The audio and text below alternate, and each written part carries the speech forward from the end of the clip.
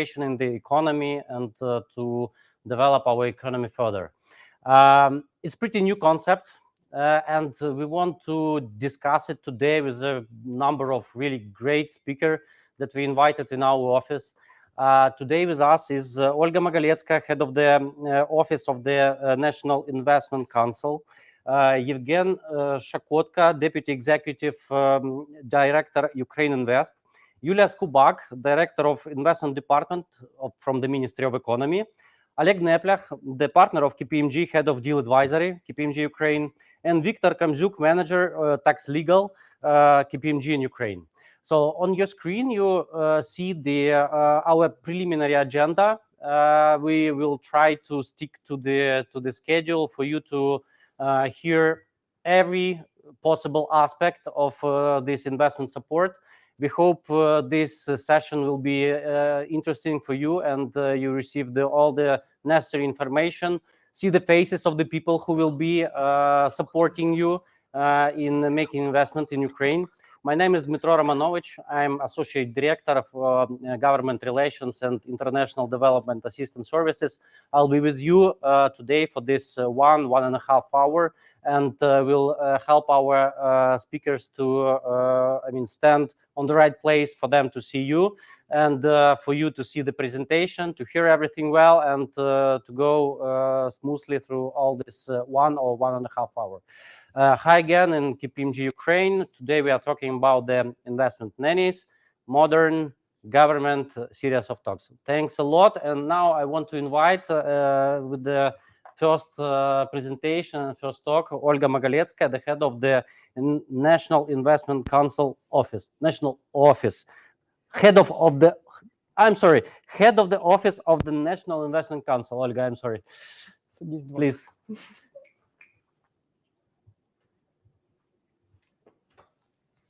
The clicker is yours. I don't need it. Okay. That's for you. So that for the next time you will learn it by heart. Great. The naming. Okay, so good afternoon, ladies and gentlemen. I'm grateful for the invitation of KPMG to participate in this discussion about the investment nannies and our recent innovation in the investment legislation. So there is no secret that the investment is impossible without the FDI strategy, without the necessary legal frameworks, and without the rule of law in any country. And especially the economic growth, it is impossible without investments. So this really works all together, and we're here, like everybody here, we're here to achieve the more of the investment level in Ukraine. So last year was not an easy one, not only for Ukraine, but for all the countries and all the economies. But our country, it's achieved one of the lowest level of GDP decline. It was only 4%. And for many countries, within many countries, the Ukraine, the lowest level was one of the greatest. So we are still on the radar of the other investors who are deciding to come into Ukraine and to see Ukraine as the investment destination. And one of the recent consultancy survey, the investors, the current investors in Ukraine, and those who are considering Ukraine whether to come here or not, they answered to the questions: what would be the interesting incentives and other things that would allow them to consider Ukraine as the investment destination. So they said that the tax incentives are very important, and also that the COVID situation, it doesn't change their plans to come to Ukraine, and 65% of the respondents answered that. So I would like to say that the last year, the first COVID year, showed in Ukraine that we are still on the radar, and we have some M&A deals and some of the investments coming into Ukraine. They all know that the DP World purchased the 51% of the company in logistics, the TIS container, and the amount of the deal, as some of the experts say, it's about $100. So other deals was also the German company Coastal. They started to build the plant in the Kiev region, and the amount is about $40 million. And the signing of 2 concession agreements was one of the greatest success last year. This about the Orve and Kherson, 2 ports concessions. And all the deals altogether is worth of $137 million. And ArcelorMittal has started the construction of a new plant of about $250 million. And this year began also successfully, although it's like the second year of COVID, but we still have some interesting deals and some interesting projects in Ukraine. And this summer, Fidnova company opened in Lviv region its new plant, which has no analog in Eastern Europe, and the amount of investment has exceeded to $20 million. And Metinvest has agreed with the Italian company Danieli to supply modern equipment for the construction of a new cold-rolled mill, and investment in it will exceed $1 billion. Also, German company Kreisel will open a second plant in Lviv region, and a new plant will start operating in February 2023 at the amount of investment of $10 million. Also, the Ministry of Economy and ArcelorMittal Kryvyi Rih this year signed the memorandum of the implementation of new investment projects with a total amount of more than $1 billion. And the Austrian company had finally started to build their sports equipment plant in Vinnytsia region with a total amount of $80 million. We have plenty of other projects, and it's a quite impressive results for the second year of COVID. And to attract even more investments in our country, Office of the National Investment Council, together with USAID, Competitive Economy Program, EY, also Ukraine Invest, the Ministry of Economy, and the Ministry of Foreign Affairs, we presented this summer, the Fdi Strategy for Ukraine. And it has several directions in which we have to dig deeper and see the sectors where you can find some legislation developments that further has to be done in Ukraine, and in the sectors like agriculture, the energy, the logistics, transportation, IT. All of them are known, very well known in Ukraine. But still, these are our new opportunities, and we have to look into that. You may find also these presentations about the Fdi strategy on our site of the National Investment Council. So I also would like to mention about the new legislation development that we do have in Ukraine, and it's also about the investments and tax investments into industrial parks in Ukraine. And the framework law was already signed by the president, so it's a law number 1710, and we still need to be voted the tax changes and customs changes for the industrial parks, so that all the investment legislation frameworks would be in place for Ukraine. Not only the Nanny Law, the presidential initiative, but also the industrial parks. And one of the greatest achievements, I believe, of the Ministry of Digital Transformation, and also we, as the Office of National Investment Council, helped a lot. This is DSCT law. Also, the framework law was signed by the president, and we still are waiting for the tax changes law to be voted in the second reading. And I believe with all those legislation development, we may have a lot of success in the next year. And I'm really thankful for you, so that I was asked to speak to you today and talk about the investment opportunities in the future. Thank you.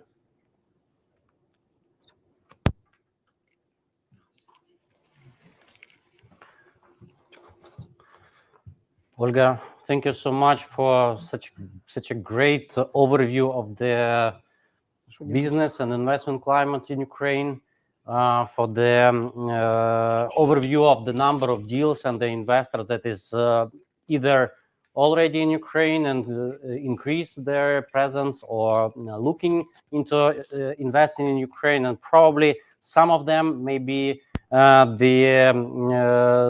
require, or I mean may demand the support of the so-called investment nannies. And now I want to pass the floor and the clicker this time to the actually investment nanny.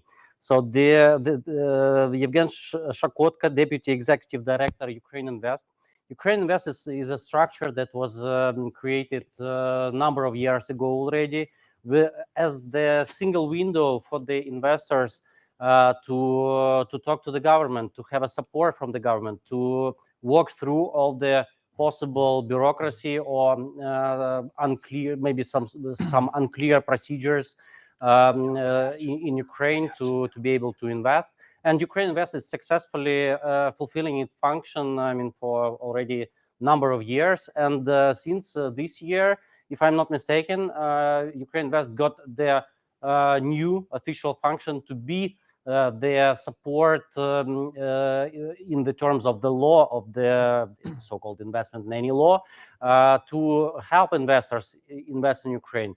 And I want to pass the floor to Evgen Shakotka to explain us what does actually mean this law. What is the role of Ukraine Invest? Does it change somehow from the previous status? And all the necessary things about the procedures and documents, etc. Again, please. Thank you. Hello. It is a great pleasure to present the investment nannies law specifics to this audience, and I'm very thankful to KPMG Ukraine for the invitation. Following up on what Dmytro and Olga has already provided you with, I will be stopping by a little bit in more detail as to what the law of Ukraine on state support to investment projects with significant investment actually stands for. The law, which has been regarded by Ukrainian media and very, I would say, actively welcomed as investment nanny law, and this is how the general public actually knows the law, is not a standalone legislative piece. It is a package of pieces of legislation, the law itself, the changes to the tax code, to the customs code, and necessary bylaws. And it is not actually about the investment nanny or so-called state-sponsored investment manager. It is rather and foremost about investment incentives. It is about guarantees from the state and about a special framework for cooperation between investor and the state. It is a unique legislative framework, and you will be getting to know a little bit more why I regard it as a unique one. And it has been around for quite a while. It was passed by the Verkhovna Rada of Ukraine in late 2020. It came into effect in February 2021, but the necessary bylaws and the changes to other pieces of legislation, they actually came as a whole in September 2021. So it has been almost 2 months since investors are able to actually reap the benefits of the investment nannies law, use the incentives, and develop a new kind of partnership with the state of Ukraine.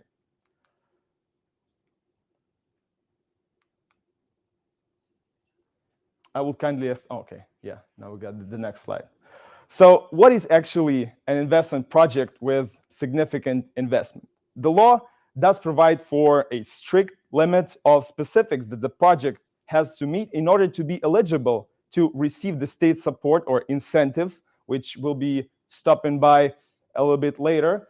And it does say that an investment project has to be providing for construction, modernization, technical or technological re-equipment of so-called investment object.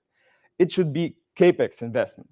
At least 80 jobs are to be created within the process of implementing the investment project, and 20 million euros is a threshold for investment project of that kind. 5 years is the limit, which is not to be exceeded by an investor to implement the project in order to meet the requirement by the law, of the law. Industries. A wide range of industries is actually covered by the law, and I would say here that the focus of the law is to initiate, or rather incentivize, creation of added value here in Ukraine, and that is why the so-called processing industry, and there is no legislation piece that would strictly define it in Ukraine, so there is an opportunity to actually initiate and I would rather say to tell the necessary officials how the processing industry is to be defined here. So it is a core of the law, core industry here. Other industries which you may also find on the slide are eligible here, and it covers waste management, education, R&D, healthcare, warehousing, and many more. There is a list of requirements, an applicant or somebody that we now regard as investor, but there will be another actor called investor if we follow the terminology of the law. So we stop by a name of applicant, should meet the necessary requirements which are defined by the law, and these requirements are very of a precise list, and they're not really unmeetable, I would say, because they do exclude from the scope of the law sanctioned bodies. They do exclude bodies that have tax arrays, that are in the process of liquidation, and many similar issues that are obvious for those who are actually going to implement an investment project to avoid. So there is also one necessary piece of information to keep in mind.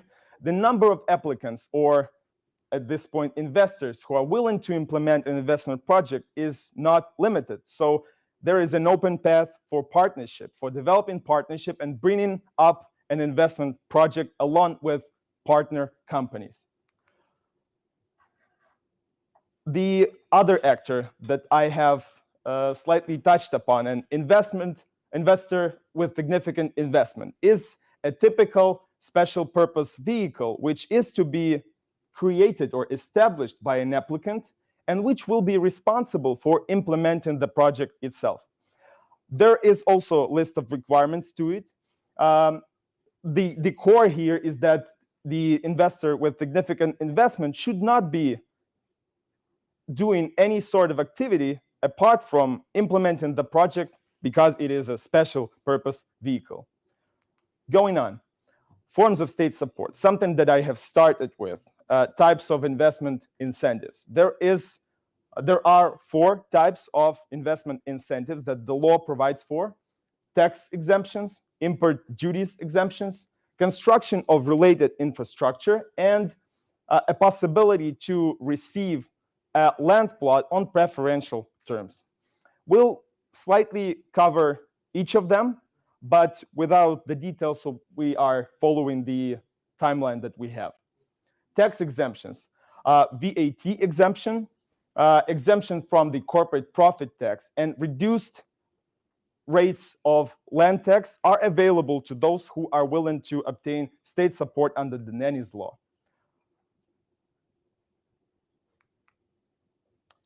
Import duties exemptions. So investor is able to import new equipment in order to use it within the timeline of implementing the project on a preferential terms. So import duties exemptions is one of the forms of state support here. Construction of related infrastructure is something that also constitutes a very significant part of this stimulus package, and it provides for a possibility for an investor to receive from the state the financing necessary for building the related infrastructure. By saying this, I need to stop by the specific. Investor is to build the necessary is not to build the necessary infrastructure. Investor is to indicate that the specific types of related infrastructure are needed for the purpose of implementing the project, and the state will be bidding in order to ensure that this infrastructure is constructed by the cost of the state or a local community if it takes part in providing incentives to an investor. Land plots, as some of you may know, in Ukraine, there is an auction procedure for obtaining land plots, and investors utilizing the benefits of the law may avoid going into auctions and receive land plots within an easier procedure, which does not require them to go into auctions. Amount of state support. The state support may go up to 30% of the amount of investment planned within the framework of the project. And it constitutes of two parts: the cost of the related infrastructure, if investor utilizes this kind of benefit, and all funds released from tax duties or customs duties. Application procedure. It's important to remember that there are several actors within the process of obtaining or providing the incentives. The Ministry of Economy, whose representative will be stopping by their role a little bit after me. Ministry of Economy is there to evaluate an application, and you may see the matters an application consists of. We'll be evaluating an application for state support and then passing the floor to the Cabinet of Ministers to enter or decide whether it wills or not to enter into a special investment contract with an investor. And a special investment contract, it is something that constitutes a very important part of the law.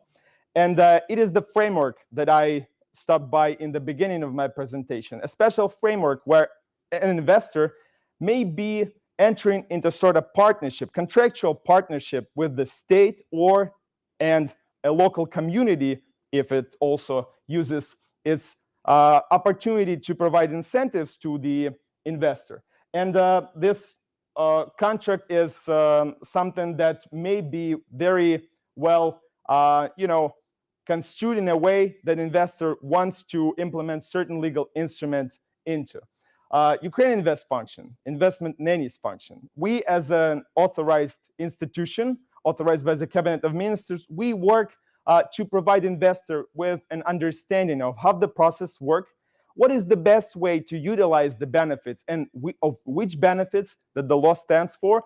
And we do investment promotion and support investors in resolving any sort of problematic issue that may arise within the process of preparing an application or further on implementing the project.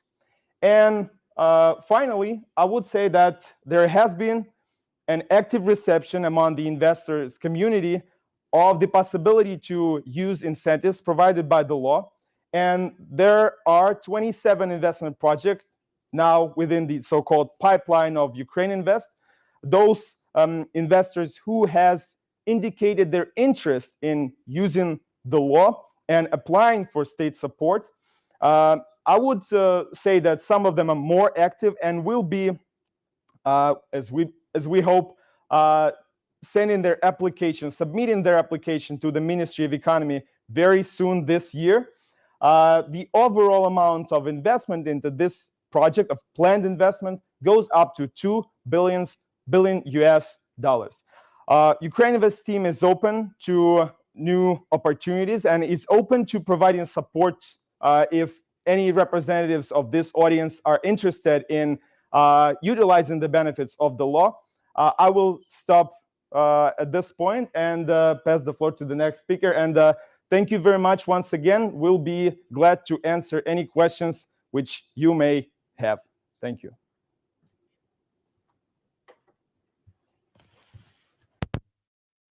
Thank you, Evgen. So now you saw probably the most unusual nanny in the world, and who shared with us the general process of the application and some specificity of the so-called investment nanny law. And of course, the Ukrainian vast Ministry of Economy and all their government authorities read the law and all the bylaws very attentively. We also did it, and we know that the crucial point of all the documentation that you have to submit to the Ministry of Economy is a feasibility study. So business plan or investment plan, you can call it however you want, but this is actually the key document that will be reviewed during the process and to be approved and to receive the state support in the end. And how to build this properly done feasibility study that can be approved. I want to invite Oleg Neplach, our deal advisory partner, to explain what does it mean and how it should look like to be good and acceptable by the government. Oleg, please. Yeah. Now the floor is mine as well as the clicker. Yeah, so let's go to a very practical part of the discussion. Now we get the law. So it would be wise to get use of it and prepare some fancy investment projects and submit it and hopefully receive state support. But before the government provides any financing, there is a long road to pass, and it starts with first with having any investment project which is suitable and which can basically meet the criteria.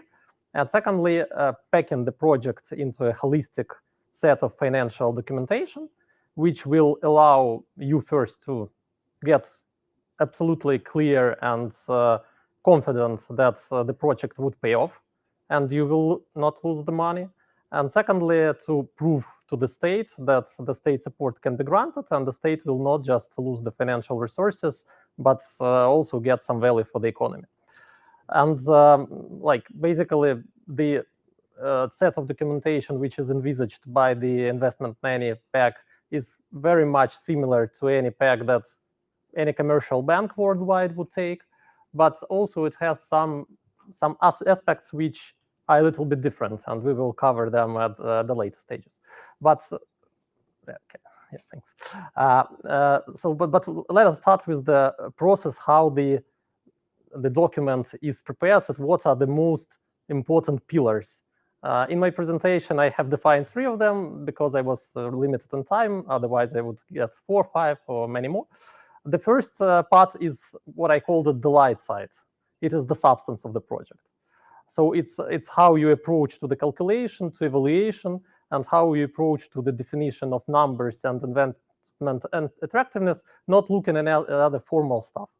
So on the light side or the substance side, you should not start with digging in details, digging deep, analyzing very complex matters, because at the end of the day, it may prove that you have spent a lot of time without achieving any goal, because there is no result and no goal in essence.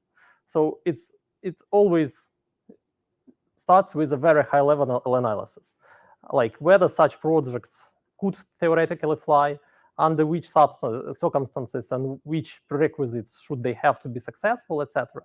And here comes the case study analysis, where you can look at similar projects which were successful in Ukraine, maybe in other countries in the region, and understand whether your project fits in the pattern of successful projects. And if not, what should be changed? Because if you need a change of law, or change of climate zone, or change of gravity for the project to work, it's just unrealistic to fly. So don't spend many efforts before you are completely sure based on the high-level analysis that the project has some future.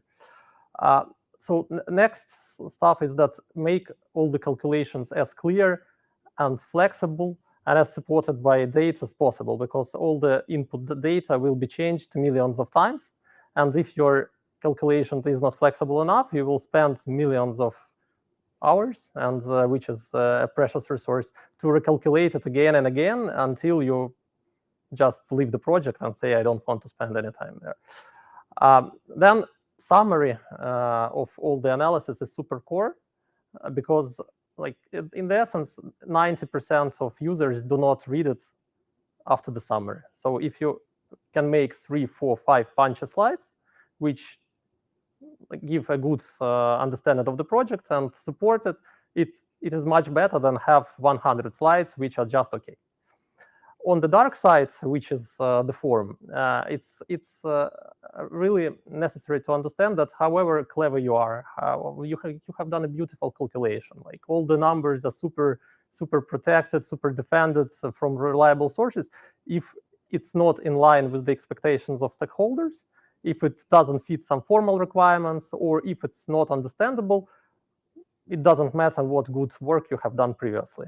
So you will just fail to prove and to support your statements, and the ideas just would be theoretical and never reach any practical reality. Also, it's necessary to understand who are the gatekeepers, how we call them, so person who could stop the project, who are the sponsors, and who are the stakeholders. So basically, whom are you presenting to? And this is essential because then you could focus in your summary into the ideas and into the contacts which are important for these particular people, get the attention, and then when the attention is yours, you can easily come to the points which you want to prove. And then there is a very, very important part, which I call never or always. So if something of this is missing, or something of this is done, it can be a red flag for the project at all. So first, never give the data which is not checked, which are you not confident to any people who make the final decision, because you may only have one chance. You may not have another chance. So it's better to take more time and get it finalized than just have a missed opportunity. Then the pre-discussion of the content and key assumptions with experts, with all stakeholders, is a must, because otherwise it can lead you to the places which are not related to the project at all. And then over-optimistic projects are just too good to exist. Nobody believes in projects which do not have risks, which do not have flaws, which are not associated with the risk of losing money, because otherwise, like, they would be too good to be true. So always try to balance the analysis into the positive and negative stuff, but provide fair understanding of the risks that there are in the project and the ways to cover it and to mitigate it. So here is the analysis of the process of preparation of investment document, which is the top part of the slide is how the banks see it. The bottom part of the slide is how the state see it. And there is a pretty crucial, I would say, difference. For the first part, when you start preparing the investment model or the feasibility study, you start with collecting information, with analysis, with risk SWOTs, all the legal and regulatory outlooks, and then you make a decision, whether you go into detail analysis or you stop. With the investment Nanny Law, you should start from the regulations, because your good project may just not apply. Whenever it's good or not, there is a very, I would say, particular list of projects which falls under the law, and the rest doesn't. So please kindly check whether your project is fit or not. Secondly, even some big projects may theoretically apply for the state support, which is immaterial for such project. For example, it doesn't have enough KPIs that would qualify the project for material help from the state. And then it's better to make first the high-level analysis whether the expected support is material for you or it's not. If it's not material for you, then maybe you should concentrate on some other stuff, maybe on working with the banks or stakeholders, and just don't use these mechanisms.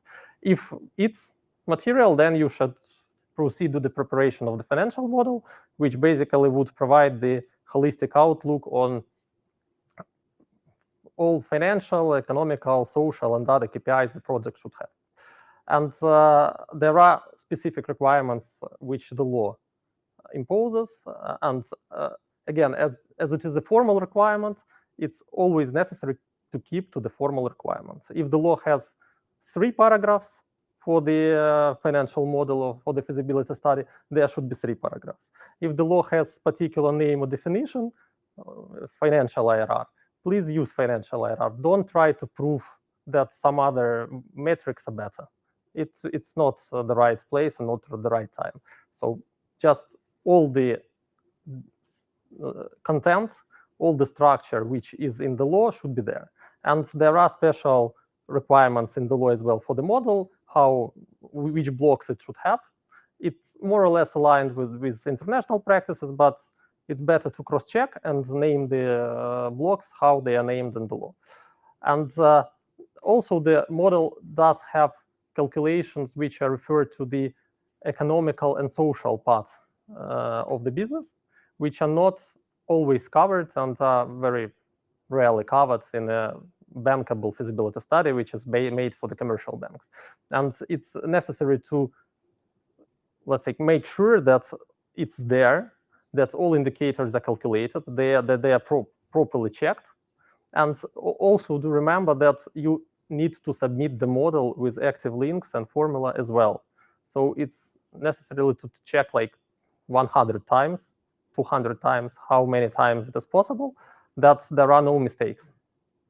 And secondly, we are coming to the document itself. Again, there is a content and structure, which I have already covered. But again, the definitions and the numbers which are in the model, they should be in the feasibility statement. So if you have the model which has something named inflation, then the feasibility statement should also have the inflation instead of CPI or whatever, so that there is a link between the calculation and the document, because then it's easy to understand what is what is coming from where, and cross-check the numbers without getting lost in the documentation. And the last but not the least, based on my personal practice, please erase all, I will do it later, dummy numbers, numbers I don't know where I got it, but looks okay, from the model before you submit it. Because even if the number is okay, it will undermine the confidence of the reader that everything is done properly. So the last slide is basically the content and the structure of the financial model. It could significantly differ from one industry to another, but please use the structure like input data, which provides hard inputs.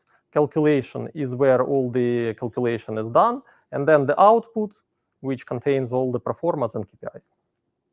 I will be super happy to answer any questions you have. Dima?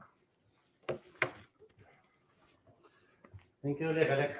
Really interesting and detailed presentation. And I had an opportunity to see the reaction of the most important person in this room today, who will be actually looking into these documents. I mean, supporting them in the government. And I saw the smile. I saw nodding. So that means that at least most of you say is kind of really will fit the requirement of the Ministry of Economy, and it was very relevant advice.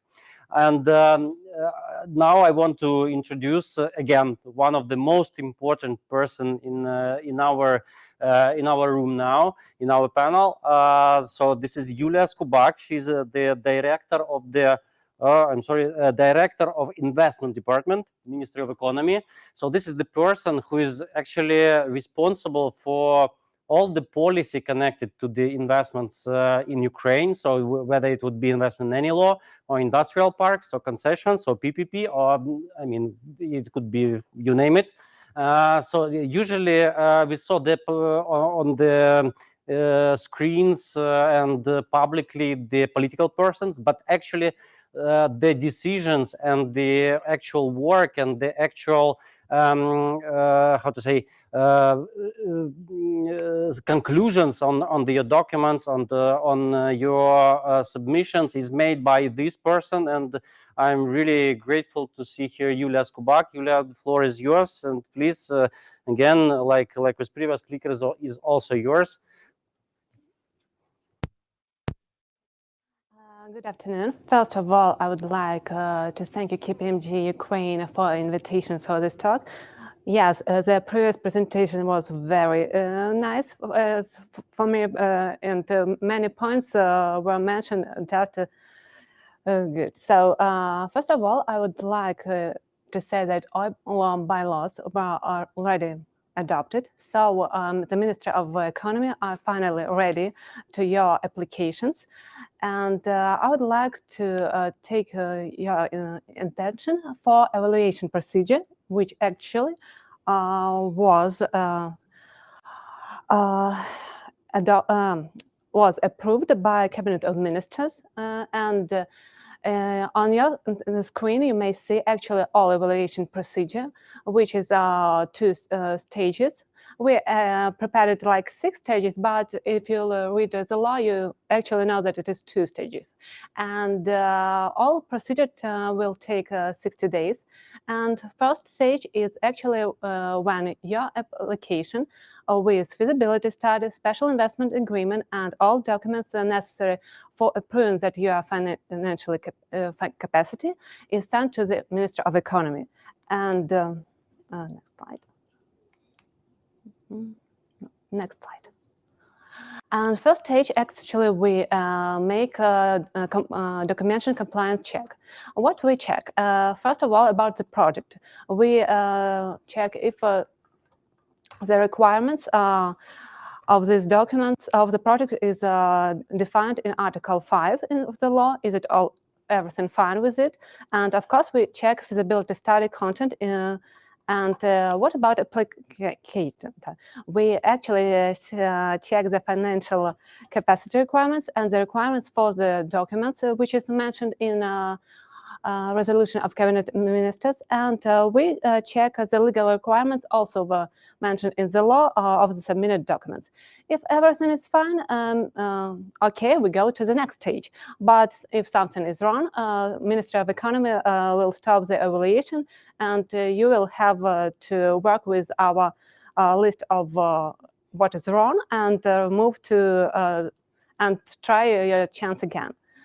And what should be actually very important is feasibility study, and as it was mentioned, because it is the main document we will check. And in the Cabinet of Ministers resolution, you will actually see the content, which should be in line in your documents. And what is important that feasibility study also should contain a financial model, and your feasibility study should be in line with the draft of special investment agreement. And if everything is fine, we move to the next stage and send documents. Sorry, some technical. Yes, as I also mentioned that we have financial capacity requirements, which is also approved by the Cabinet of Ministers, and you may in this resolution find which documents you should send with your application. And let's move to the next stage, actually, if everything is fine, as said, we involve other public authorities to evaluation. We send it to the Minister of Finance, Minister of Environment, Minister of Justice, and to the committee. And if in your special investment agreement, we see local self-government, we also will send it to it. And of course, other public authorities may say it to it, because if we see it is cultural or tourism or something, or like healthcare, we also will send to the minister, for example, of healthcare. And I would mention something very important, that in case no proposals are submitted within 20 days term, the principle of silent consent applies. After that, actually, Minister of Economy starts checking all the public authorities' documents. And based on the public authorities' proposal, Minister of Economy conducts economic, financial, social, and environmental impact analysis. We're actually checking the approaches used in CBA estimation, and you might find a methodology of CBA analysis in our evaluation procedure. And if the economic net present value must not be less than 0, and the economic internal rate of return must not be lower than the discounted rate used for NPV and calculation, what I would like to mention first of all. And after that, we of course check risk analysis, which is presented in feasibility study and your investment agreement, special investment agreement. And Minister of Economy analyzes the risk referred in this feasibility study and risk mitigation. I would like to mention the presence of significant risk, high likelihood of occurrence which may not significantly affect the product, and lack of efficient mechanism of its mitigation may actually special environmental risk can give the grounds for conducting of investment project inexperience. I hope we will not do it, but if we see it, we should react. And of course, we check the total amount of state support. As you know, you may actually choose which support do you need. It's not doesn't mean that if the law have 4 forms of for example, VAT exemption, income tax exemption, and you need something more, like duty tax exception, you may choose which one of these exemptions you need actually for your project, and it should be mentioned in feasibility study and your special investment agreement. And we actually check this your approach in a feasibility study, and it must be based on the methodology which is actually approved by Cabinet of Ministers.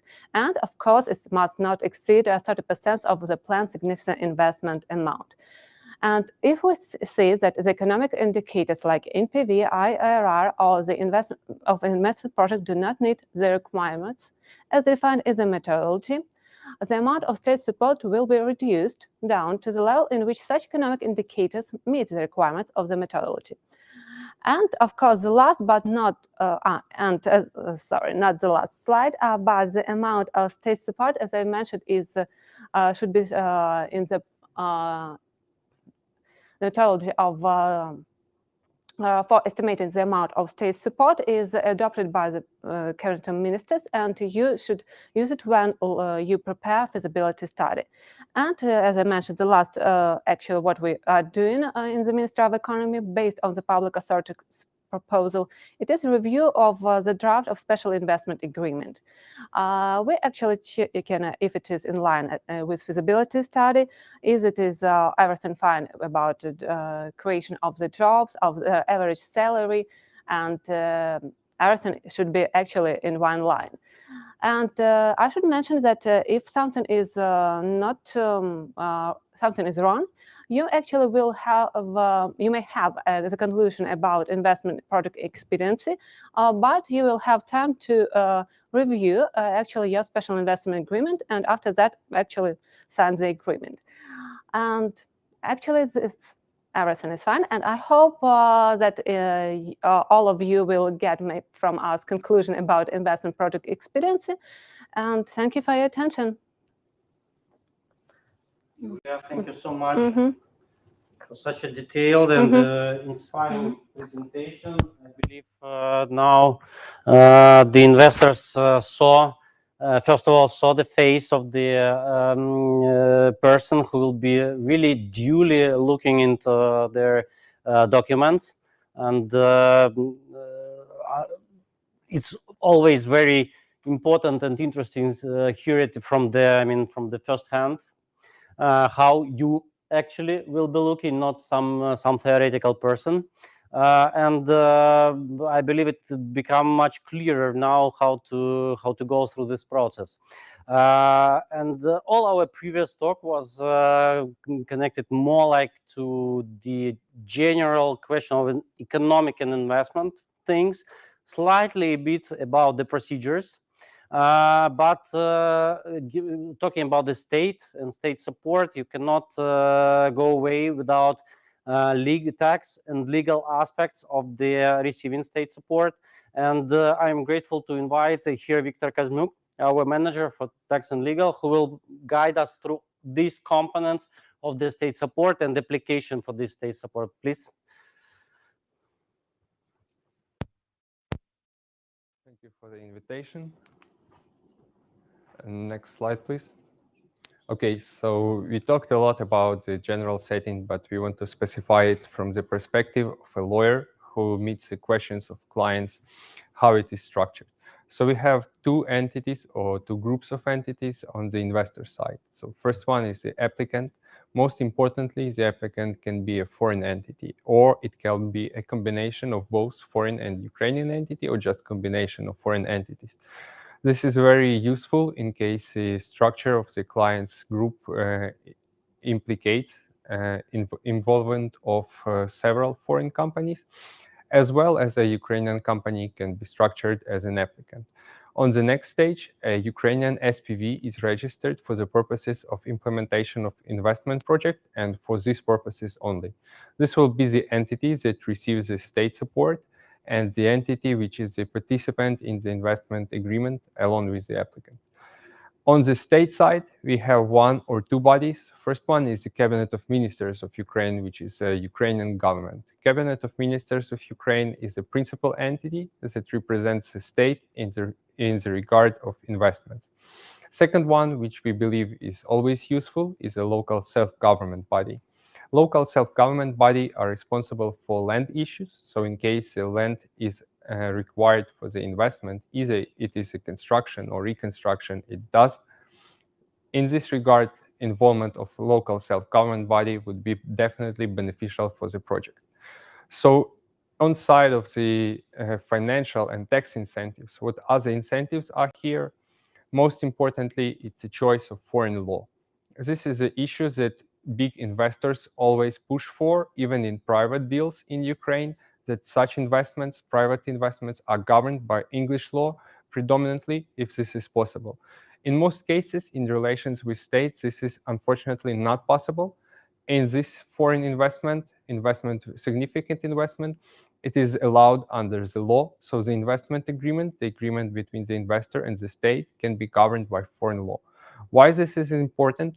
First of all, Ukrainian law will not allow some mechanisms which are typical for big investment, like warranties, representations, and indemnity.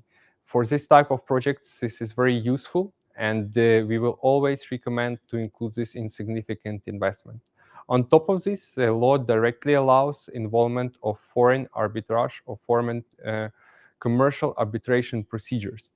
This is also very beneficial for the foreign investor, maybe even more than some tax deductions, because issues of investing in Ukraine are addressed in some cases, are addressed in foreign courts. Unlike as in Ukrainian court procedures, they are faster and they are more efficient. Next slide, please. So we already discussed some of these issues, so I will not stop on the requirements to the project itself. So let's just say it's at least 20 million euro, and at least at top of this, 30% is the state finance. The investor shall employ 80 people on a full-time employment basis, and the salary should be at least 15% higher than average in the region. We think this is doable because average salary includes a lot of different types of jobs. So if you intend to procure some development of high-tech equipment, most probably you will already have salaries much higher than average in the region.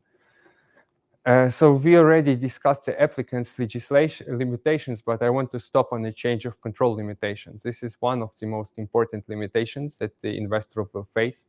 So under the law, the SPV cannot change the control of its between the SPV and ultimate beneficial owner without an approval of the Cabinet of Ministers of Ukraine for the whole term of the agreement.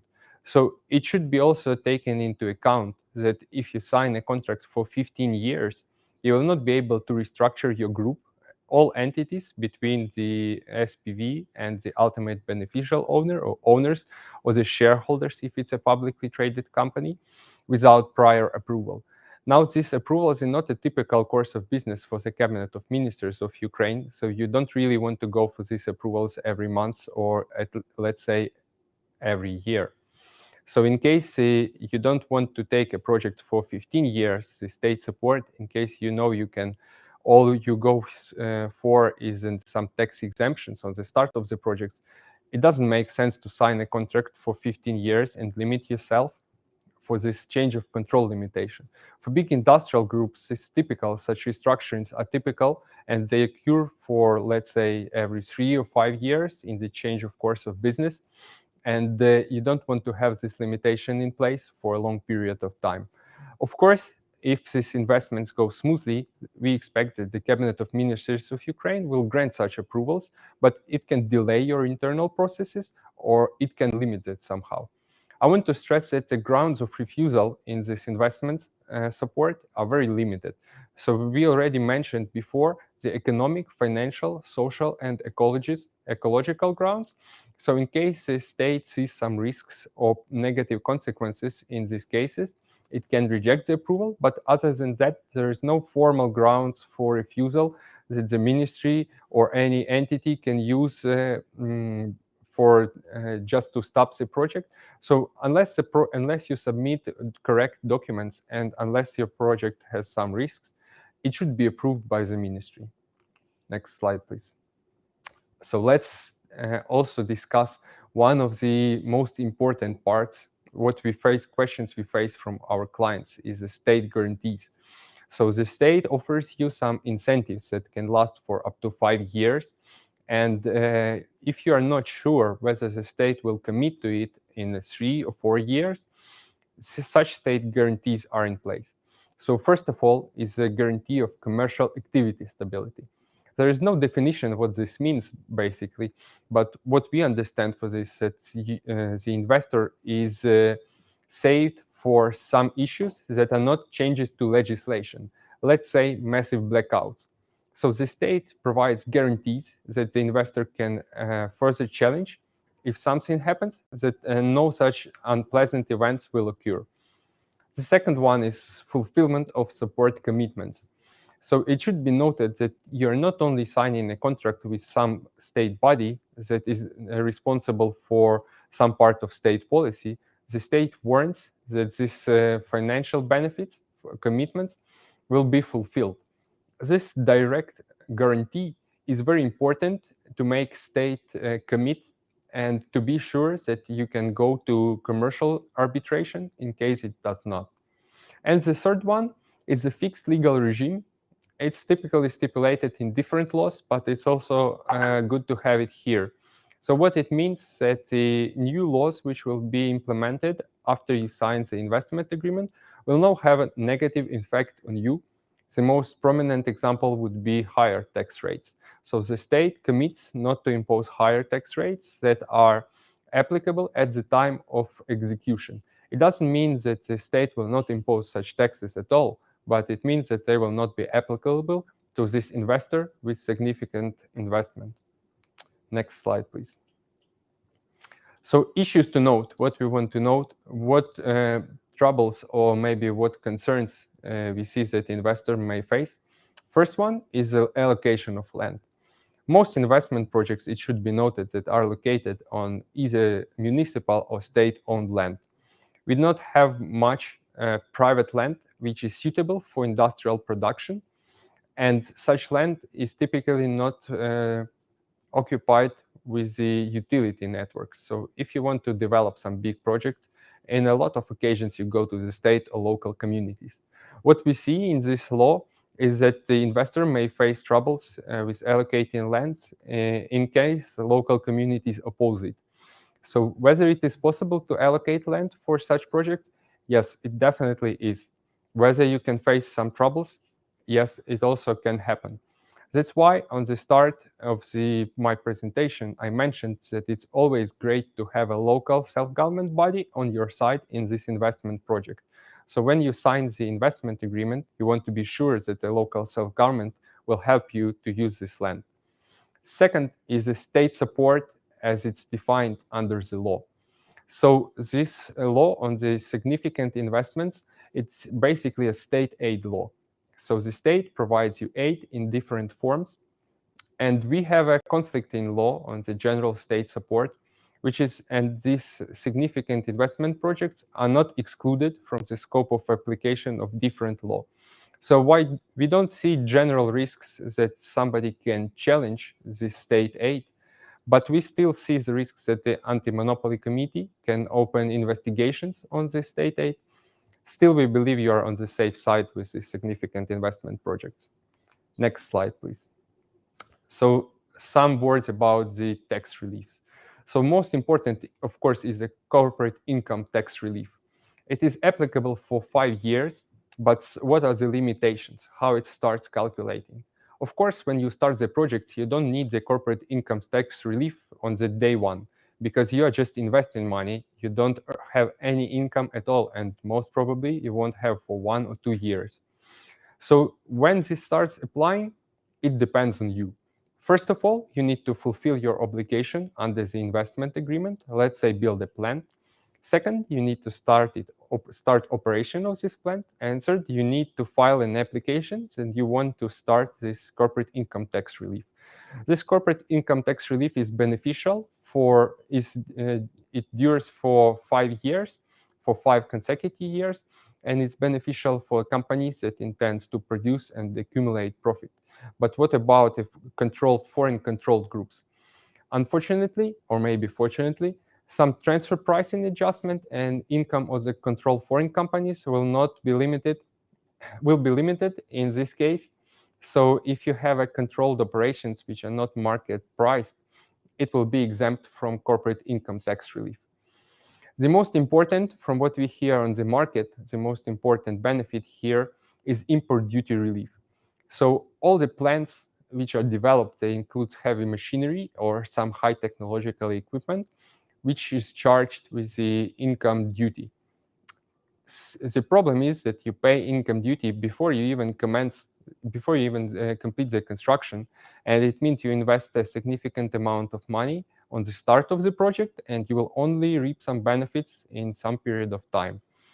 With this relief, you are saved for a number of expenses, a big share of your expenses on the development of the project, and most importantly, this is the expenses you incur on the starting part of the project. With regard to VAT relief, we believe this relief is one of the secondary options because VAT is charged back to the payers as a VAT credit. So you don't basically pay this money to the state and lose it. You get this returned. So in case you want to have some limit, in case you want to use a state benefit at all, we suggest not to go maybe for VAT exemption, but to focus on corporate income tax relief and import duties relief. And the last one is land tax relief. So in Ukraine, all the use of land is subject to land tax or land rent payment, which is equal with the land tax. In case you lease the land, there is some minimal thresholds of rent rate for this land, which depends on the type of use of land and also on local rent rates, which are stipulated by local self-government bodies. You have 2 options here. First is that the local self-government body can give you exemption from the land tax, so that your effective rate will be lower than stipulated by law. And second one, you can get full tax exemption from the local self-government body. This is the second reason why in the beginning I said that it's always a good idea to involve local self-government from the beginning, because they can give you two benefits, and the second one is a land tax relief. With regard to import duties relief, there is a number of limitations here as well. So the equipment which is imported shall be new. It cannot be produced longer than 3 years back, and it cannot be in use before the project implementation. And there is some technical limitation, as well as one legal, that you cannot sell this equipment for at least 5 years. All in all, we believe that from legal and tax perspective, these projects and incentives are great, and we really encourage companies that want to invest in Ukraine to build plants here and to start production here. We believe it's doable. If you have a strong business model, you will reap great benefits from the state. Thank you.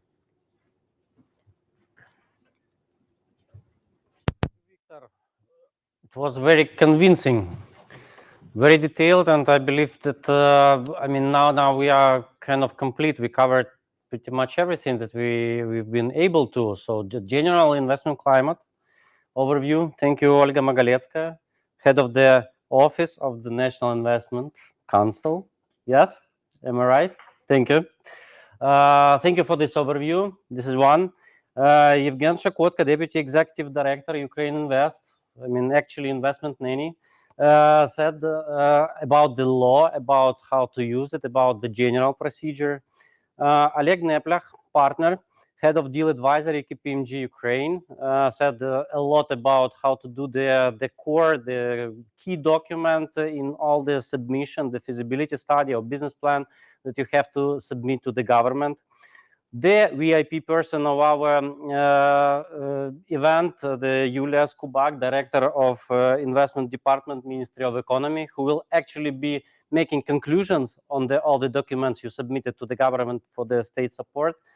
She provided us information of how the process will look like within the government already after you submit it.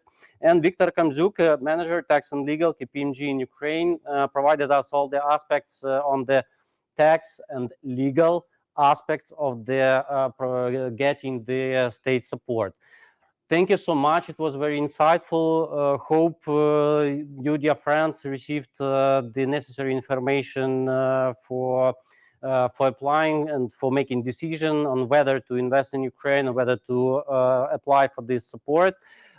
If you have any question, you now know every person, the faces of every person you can ask, and you can address the different kind of questions. Thank you so much for being with us. My name is Dmitro Romanovich, Associate Director, Government Relations and International Development Assistance Services, KPMG Ukraine. It was the series of talk, Modern Government. Thank you. Have a good day.